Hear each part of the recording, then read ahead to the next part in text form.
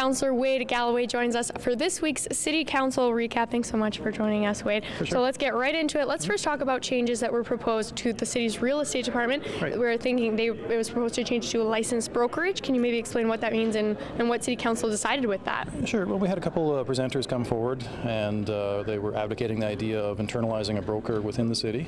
So right now there's a land department within the city which does not employ real estate agents nor real estate brokers. And there are some merits potentially associated with internalizing that in terms of responsibilities that a broker has and experience in training and those types of things. So what council did with that was send a request out to the city manager to come back with a report to sort of look at best practices from other cities, because we do know that Calgary and Edmonton do employ a broker inside.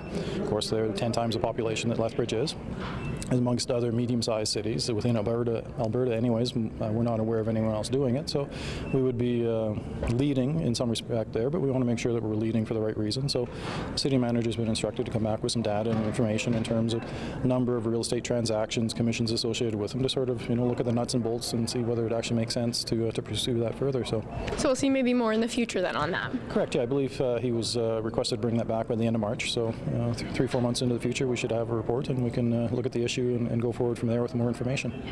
And now, looking outside, you can just tell that we've been hit with a lot of snow recently in our city. So what has been the reaction from City Council, from the city on snow removal? What have residents had to say about the removal in the city?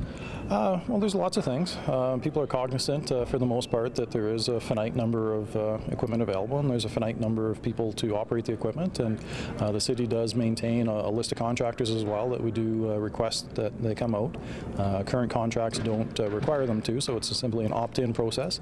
But we do have a priority system as well, where certain streets are judged to be more important than what other streets are, as far as arteries and collectors and those types of things. And Mother Nature is going to do what Mother Nature does, and from time to time, unfortunately, we do find ourselves in circumstances where we simply aren't able to keep up and plow every single street, and residents do need to be cognizant of that. But there is certainly a standard of service associated with making sure that there is access for properly equipped vehicles, and that emergency vehicles can still make it down different residential streets and that type of stuff. And we do have the new city app as well available, City Request, which enables people to make a request directly through a smartphone. So in addition, maybe we'll call City Hall or other avenues that you can make contact with.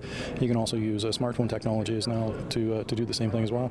So lots of ways then to get your message out if you're concerned about snow on the roadway. Absolutely, for sure. Great. And now something you actually brought up was catered lunches every week before council. City Council has a catered lunch, and you brought up that may not be necessary, you don't feel. Yeah, I didn't think it was. That was one councillor's opinion, and I'm a new person coming in and was surprised to be fed before every meeting. Looking into it, realized there was no cost recovery. It wasn't coming as a payroll deduction. It was being funded by the taxpayers of Lethbridge, and did a little bit of math, and it turned out it was $700 a meeting on average, which you start dividing that out by the number of people there, and it seemed quite expensive and quite luxurious to me. I didn't think it was something that the taxpayers should be paying for elected individuals and senior members of administration. So I brought the resolution forward, and not all of my colleagues agreed with me necessarily, but we did refer it to a committee of council that's going to investigate it and sort of look at other practices from other municipalities and come back to council with a report on that. So the issue isn't dead by any stretch of the imagination. We're going to do a little bit more research on it and go forward from there. And also something that your name was mentioned in was the idea of posting expenses of councillors and the mayor online. Right. What was the idea put out there, and where do we stand with that?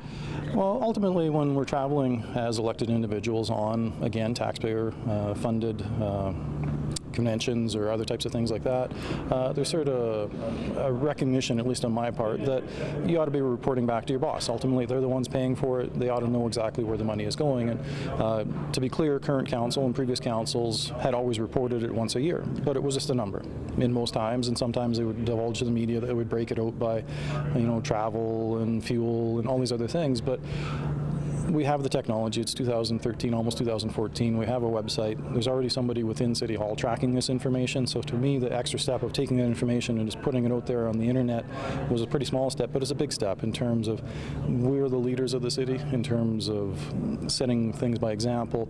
It's something that I think is going to be a positive step going forward, that there's a greater culture of openness, transparency, that, this is what the budget is and this is how we spent it, and, you decide as a taxpayer, do you think we're getting value for that? That's one of the steps towards it. in my opinion. Absolutely. Thank you so much, For sure. Wade, for giving us this week's City Council recap. If you want to watch live City Council meetings, you can catch them every other Monday right here on Shaw TV. Thanks so much. Perfect.